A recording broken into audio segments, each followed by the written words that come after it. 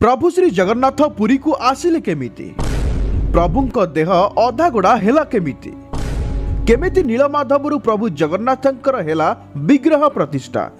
आसंतु जानिबा महाप्रभुंकर एही अलौकिक कथा। महाप्रभु जगन्नाथंकर गुप्त रहस्य। मध्य भारत रे इंद्रद्युम्न नामक एक राजा रहुतिले। तांकर राज्यर नाम थिला अवंती, जे कि भगवान विष्णुंकर बड़ भक्त थिले। से सदा सर्वदा भगवान विष्णुंकर दर्शनाभिलाषी थिले। थरे गोटे ऋषि तांकर राजा उवास को भ्रमण सकाशे आसीथिले एवं राजा को प्रभु विष्णु अर्थात नीलमाधव जगन्नाथंकर संधान विषय रे गुप्त मंत्रणा दे कहिथिले जे हे राजा, ओडिशा रे भगवान विष्णुंकर भव्य रूप प्रभु नीलमाधव को पूजा करा जाउची, किंतु ओडिशा रे केउ जगह प्रभु को पूजा करा जाउची ताहा आपण को संधान करबा को हेबो। यह सब शुणी राजा अत्यंत खुशी हो गले एवं आदेश देले मंत्रिमंडल को। कहले ओडिशा प्रदेशर चारि दिग को चारि प्रकार उच्च मस्तिष्क विचक्षण बुद्धिधारी व्यक्ति विशेष को पठै दिया जाऊ। सेमाने प्रभु नीलमाधवंकर संधान खोजिकी मते आनी जणैबे। यह शुणी चारि दिग को चारि प्रकार लोगों को संधान निमंते पठै दिया गला। ओडिशार पूर्व दिग को अवंती राज्यर मुख्य पुजारी भाई विद्यापति को नियुक्ति करी पठा जाइथिला। विद्यापति बाहरी पड़िले प्रभु नीलमाधव अर्थात जगन्नाथंकर संधान निमंते। ओडिशार पूर्व भागरे से जेतेबेले संधान करुथिले, एमिति जंगल रास्ता देई गला बेले से गोटिए दिव्य सुंदरी नारी को भेटिले। देखिले सेही नारीटी ता संगिनी मानक सहित फूल तोलिबा पई जंगल को आसीथांती। जेतेबेले से सेही नारीटी को परिचय पचारिले, सेही नारीटी कहिले मु हेउची एई जंगलर मुखिया विश्वावसु सबरर एकमात्र पुत्री, मो नाम हैला ललिता। एमाने हेउचंती मोर बंधु माने। आम्भे एई जंगल को फूल तोलिबा पई आसीछु। एमिति अनेक कथावार्ता हेबा मध्यरे विद्यापतिंक मनरे जाग्रत हैला ललितांक पई प्रेम भाव। विद्यापति सेई जंगल रे किछि दिन रहिले। सेही समय रे से ललिता को प्रेम विवाह मध्य कले। एमिति जंगल रे अनेक दिन अतिबाहित करिबा परे जंगलर लोक माने विद्यापति को भरोसा करिबा को लागिले। एमिति पुणी अनेक दिन गला। दिने विद्यापति देखिले एक विचित्र दृश्य। राति पाहिबा पूर्वरु ललितांक पिता अर्थात विश्वावसु जंगलर फलमूल सहित पूजा सामग्री धरी पूजा करिबा पई से जाउथांती। यह सब देखी मने आश्चर्य सृष्टि हैला विद्यापतिंकर। से दिने ललिता को पचारिले, हे ललिता, कही कि पारिब तुमरा पिता विश्वावसु एते फलमूल पूजा सामग्री धरी राति पाहिबा पूर्वरु केउ जगह को से जाउछंती। हठात ललिता मना करिदेले एवं कहिले एई सब संधान बाबदरे मोर पिता मते कहिबा पई मना करिछंती। अनेक कथावार्ता परे विद्यापति ललिता को बुझाइले एवं ललितांक पितांकु मध्य आश्वासन दे बुझाइले, मु प्रभु नीलमाधवंकर एक परम भक्त, मु तांको दर्शन करने को चाहे। शेषरे विद्यापतिंक अनुरोध को रक्षा करी ललिता एवं तांको पिता विश्वावसु से जंगलर गुप्त गुंफा भितरे रहुतिबा प्रभु नीलमाधवंक संधान विषय रे विश्वावसु विद्यापति को जणाइथिले एवं कहिले, आसंता काली प्रभाते मु तुमको सेई जगह को नेकी जीबी, किंतु गोटे शर्तरे। सेही शर्तटी हेला, सेही स्थान को गला बेले विद्यापतिंक आखिरे लागिब कलाकना। प्रभु नीलमाधव को दर्शन करिबा परे फेरिबा बाटरे मध्य तांक आखिरे लागिब कलाकना। एमिति सुनी विद्यापति अति खुशी होई आसंता प्रभाते बाहरी पड़िले।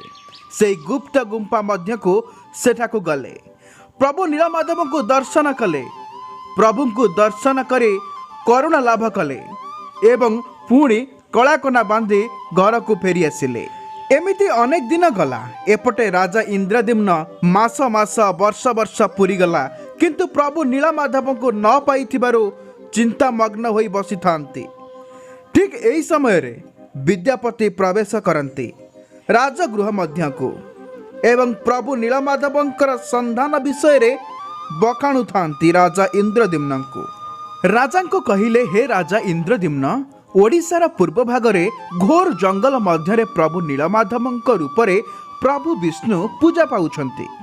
एतिକି ଶୁଣି ରାଜା ଇନ୍ଦ୍ରଦ୍ୟୁମ୍ନ ଅତି ଖୁସି ହୋଇ କହିଲେ, ନକରି ଆଉ କାଳ ବିଳମ୍ବ ବାହାରି ପଡ଼, ଏବେ ଆମ୍ଭେ ଯିବା ସେଇ ଘୋର ଜଙ୍ଗଲର ସେ ଗୁପ୍ତ ଗୁମ୍ଫା ମଧ୍ୟକୁ। ଏମିତି କଥାବାର୍ତ୍ତା ପରେ ସେ ଦୁହେଁ ବାହାରି ପଡ଼ିଲେ ଜଙ୍ଗଲର ସେହି ଗୁପ୍ତ ଗୁମ୍ଫା ମଧ୍ୟକୁ। କିନ୍ତୁ ସେହି ଗୁପ୍ତ ଗୁମ୍ଫା ମଧ୍ୟକୁ ବିଦ୍ୟାପତି ରାଜାଙ୍କୁ ନେଲେ କେମିତି?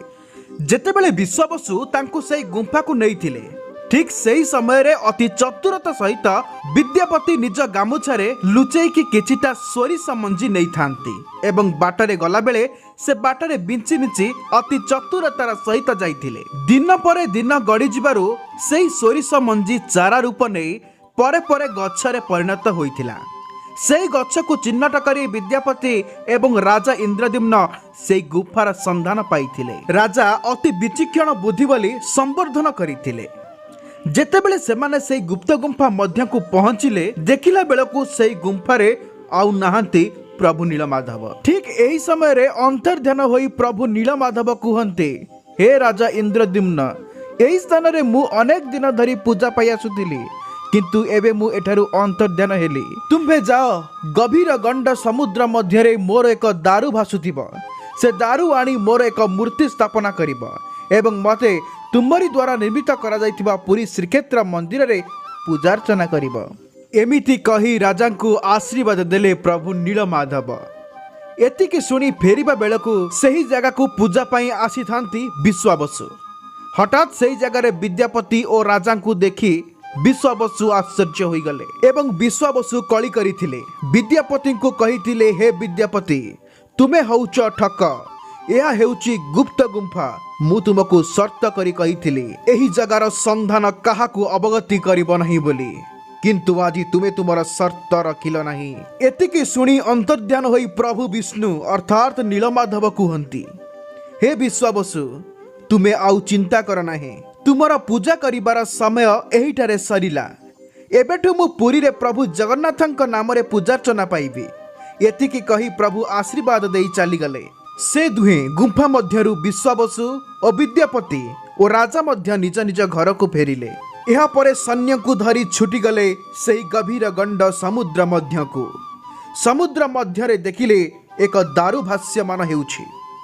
ସେ ଦାରୁକୁ ଆଣି ଅନେକ କାରିଗରଙ୍କୁ ପ୍ରଭୁ ଜଗନ୍ନାଥଙ୍କ ବିଗ୍ରହ ନିର୍ମାଣ ପାଇଁ ଆଦେଶ ଦେଲେ। ହେଲେ କୌଣସି କାରିଗର ସେହି କାଠକୁ କୌଣସି ପ୍ରକାର ମୂର୍ତ୍ତି ତିଆରି କରିବାର ଯନ୍ତ୍ର ଲଗାଇ ପାରିଲେ ନାହିଁ। ବଡ଼ ବଡ଼ କାରିଗର ମାନେ ମଧ୍ୟ ସେହି କାଠକୁ ଛୁଇଁ ମଧ୍ୟ ପାରିଲେ ନାହିଁ। ଶେଷରେ ମୁଣ୍ଡରେ ହାତ ଦେଇ ଚିନ୍ତାରେ ମଗ୍ନ ହୋଇ ରାଜା ସିଂହାସନରେ ମନ୍ତ୍ରିମଣ୍ଡଳଙ୍କୁ ଉତ୍ତମ କାରିଗର ସନ୍ଧାନ ବାବଦରେ ବିଚାର କରୁଥାନ୍ତି। ଠିକ୍ ଏହି ସମୟରେ ଏକ ଯୋଗୀ ବେଶରେ, ଏକ କାରିଗର ବେଶରେ ବହୁ ଦୂରଦୂରାନ୍ତରୁ ଏକ ବୁଢ଼ା ରୂପରେ ପ୍ରଭୁ ବିଶ୍ୱକର୍ମା ଆସି ରାଜାଙ୍କ ରାଜଉଆସ ପ୍ରାଙ୍ଗଣରେ ପ୍ରବେଶ କଲେ। ଠିକ୍ ଏହି ସମୟରେ ରାଜା ତାଙ୍କୁ ପଚାରୁଥାନ୍ତି, ହେ ଯୋଗୀ, ହେ କାରିଗର, ତୁମେ କିଏ ଏବଂ ଏଠାକୁ କାହିଁକି ଆସିଛ? ଏତିକି ଶୁଣି ସେ କାରିଗର କହିଲେ, ମୁଁ ଅତି ଦୂରଦୂରାନ୍ତରୁ ଆସିଛି, ପ୍ରଭୁମାନଙ୍କର ବିଗ୍ରହ ନିର୍ମାଣ କରେ। ଏତିକି ଶୁଣି ରାଜା ଅତି ଆନନ୍ଦ ସହିତ ସେ ବୁଢ଼ାଟିକୁ ଆଲିଙ୍ଗନ କରି କହିଲେ, କରିକି ପାରିବ ନିର୍ମାଣ ପ୍ରଭୁ ନୀଳମାଧବଙ୍କର? ବୁଢ଼ାଟି ଅର୍ଥାତ୍ ବିଶ୍ୱକର୍ମା କହିଲେ, ଚିନ୍ତା କର ନାହିଁ ହେ ଇନ୍ଦ୍ରଦ୍ୟୁମ୍ନ ରାଜନ, ଆସିଛି ମୁଁ ହିଁ ନିର୍ମାଣ କରିବି ସେହି ଭବ୍ୟ ମୂର୍ତ୍ତି ପ୍ରଭୁ ନୀଳମାଧବଙ୍କର, କିନ୍ତୁ ଗୋଟେ ସର୍ତ୍ତରେ। ମୁଁ ଯେଉଁଠି ପ୍ରଭୁଙ୍କର ନିର୍ମାଣ କରିବି ସେହି ସ୍ଥାନକୁ 21 ଦିନ 21 ରାତି ଧରି କେହି ମଧ୍ୟ ପ୍ରବେଶ କରିବେ ନାହିଁ। କେବଳ ସେହି ସ୍ଥାନରେ କେବଳ ମୁଁ ଏକା ହିଁ ରହି ପ୍ରଭୁଙ୍କୁ ନିର୍ମାଣ କରିବି। ଏତିକି କହି ଲାଗି ପଡ଼ିଲେ କାରିଗର ଜଣକ। ଏମିତି 10ରୁ 15 ଦିନ ଗଲା। ରାଣୀ ସେହି କାରିଗରର କୋଠରୀକୁ ଭ୍ରମଣ ସକାଶେ ଆସିଥାନ୍ତି, କିନ୍ତୁ କୌଣସି ଶବ୍ଦ ରାଣୀଙ୍କ କାନରେ ବାଜି ନଥିଲା। ସେ ଆଶ୍ଚର୍ଯ୍ୟ ହୋଇଗଲେ ଏବଂ ଆଶ୍ଚର୍ଯ୍ୟ ହୋଇ ରାଜା ଇନ୍ଦ୍ରଦ୍ୟୁମ୍ନକୁ ଡାକିଲେ ଏବଂ ପଚାରିଲେ, ହେ ରାଜନ, କାରିଗର ହେଉଛନ୍ତି ଜଣେ ବୃଦ୍ଧ ବ୍ୟକ୍ତି। 15 ଦିନ ହେଇଗଲା, ନା ସେ କିଛି ଖାଇଛନ୍ତି, ନା କିଛି ପିଇଛନ୍ତି, ନା କିଛି ଶବ୍ଦ ଶୁଣାଯାଉଛି। ଆସ ଆମ୍ଭେ ସେହି କବାଟଟିକୁ ଖୋଲିକି ଦେଖିବା, ତାଙ୍କର ଭଲ ମନ୍ଦ ବୁଝିବା। ଠିକ୍ ଏହି ସମୟରେ ରାଜା ମନା କରି କୁହନ୍ତି, ହେ ରାଣୀ, ଯେତେବେଳେ କାରିଗର ଜଣକ ମୂର୍ତ୍ତି ନିର୍ମାଣ କରିବା ପାଇଁ ଅବଗତି କରିଥିଲେ, ଏହି ସମୟରେ ସେ ଏକ ସର୍ତ୍ତ ରଖିଥିଲେ। ସେ ସର୍ତ୍ତଟି ହେଲା 21 ଦିନ 21 ରାତି ପର୍ଯ୍ୟନ୍ତ ମୋତେ କେହି ଡାକିବେ ନାହିଁ କି ଏହି କବାଟ କେହି ଖୋଲିବେ ନାହିଁ। यह शुणी राणी आश्चर्य होई कहिले से हेउछंती वृद्ध व्यक्ति कहू कहू कही देइथिबे तांको कथा को न धरी आस हे राजन खोलिबा सही कबाटटी को। शेषरे राजा बाध्य होई सही कबाटटी को खोलिथिले एवं कबाट खोलिला बेलକୁ देखिथिले एक आश्चर्य दृश्य। सेही दृश्यटी हेला प्रभु अधा गड़ा होइथिले। प्रभुंकर स्व शरीर थिला किंतु नथिला प्रभुंकर हाथ कि प्रभुंकर पाद। प्रभु विश्वकर्मा शर्त को न रखिथिबारु प्रभु सेही दिन अधा गड़ा होई रही गले। ठीक एही समय रे राजा कांदी कांदी प्रभु को क्षमा भिक्षा करुथांती। हे प्रभु मते क्षमा करि दियो, मु कारीगरंक शर्त रखी पारिली नहीं, एबे आपण अधा गड़ा होई रही गले। एतिकी सुनी प्रभु विष्णु अंतर्ध्यान होई गगन मार्ग रे जाई कहिले, हे राजा इंद्रद्युम्न चिंता करिबार कोनोसी विषय नहीं, तुमे जहा करिछ सब ठीक करिछ। आज तो तुमे मते एही स्थान रे प्रभु श्री जगन्नाथंक नाम रे पूजार्चना करिबा एवं एही मंदिर रे एही अंचल रे मु श्री जगन्नाथंक नाम रे पूजा पाइबी। एतिकी कही प्रभु अंतर्ध्यान होई गले। यह परे राजा इंद्रद्युम्न लागि पड़िले प्रभु जगन्नाथंकर विग्रह प्रतिष्ठा एवं मंदिर प्रतिष्ठा पाई। अति धूमधाम रे मंदिर प्रतिष्ठा हैला। प्रभु जगन्नाथंकर मध्य विग्रह प्रतिष्ठा हैला। पुरी रे भगवान जगन्नाथंकर संस्कृति परंपरा सारा भारत रे तथा देश विदेश रे ख्याति अर्जन कला। देश विदेश भक्त एवं श्रद्धालु माने प्रभु जगन्नाथंकु दर्शन करने को आसिले एवं चारोटी क्षेत्र मध्यरु प्रभु श्री जगन्नाथंकर क्षेत्र को मध्य एक स्थान मिलिला। सही दिन ठारू प्रभु जगन्नाथंकु लोके अनेक भरोसा एवं कृपा लाभ कले। यह हेउची सेही महाप्रभु आनंद कंद सचितानंद चिन्मय घन अमृतमंत अशरण शरण कोटि कैवल्यनाथ मो कालिया शांतंकर मंदिर स्थापना और विग्रह स्थापना एवं अधा गड़ा होई जिबार गुप्त रहस्यर कथा थिला। आपण माने आज रे वीडियोटी को निहाती भल से सुनिथिबे, कथा को जानिथिबे। जगन्नाथंक धाम को आहुरी प्रचार प्रसार करंतु, वीडियो को बहुत मात्रा रे शेयर करंतु। भगवानक पई अनेक लोक मानक मध्यरे भक्ति भाव आनिबा। आज वीडियोटी को आम एतिक रखा। आशा करछि आपन हृदय को आपन को वीडियोटी भल लगी वीडियोटी को लाइक करेंगे और यहीपरी वीडियो आगामी दिन में देखा चैनल को निहाती सब्सक्राइब करी बेल आइकन क्लिक करते रहूची। पुणी देखा एक सुंदर वीडियो सहित विदाय दियंतु। जय जगन्नाथ, जय जगन्नाथ।